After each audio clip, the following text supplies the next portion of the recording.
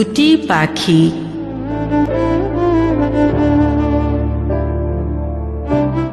লিখেছেন কবি ও গীতিকার লুৎফা জালাল। পাহাড়ের পাশে বড় একটি বটগাছ। দূর অজানা থেকে আসে দুটি পাখি। খড়কুটা বহন করে সযতনে। বটগাছে গড়ে সুখের বসতি। দূর দূরান্ত থেকে উড়ে আসে প্রাণে প্রাণে মিশে। ফল ফলা দেখে কাটে মুক্ত জীবন। এক সময় ডিম পাড়ে, ছানা ফোটে।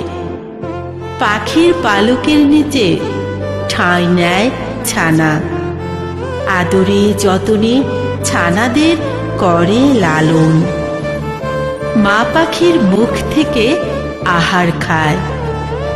এক সময় কি যে ঘটে হায়। পাখির বাসা শূন্য করে ছানাগুলো উড়ে যায়, চলে যায় কোন সুদূরে। পাখির ছানারা অজানায় হারায়। রিক্ত শাখায় বড় অবহেলায় পাখি দুটি জীবন কাটায়। নিজেদের কান্নার সুরে নিজেরাই লুকায়।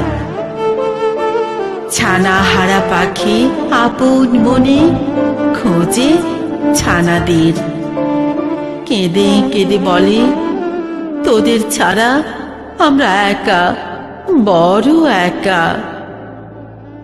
এখনো পাহাড়ের পাশে বটগাছটি অপেক্ষার প্রহর গুনে পাখি দুটির জন্য।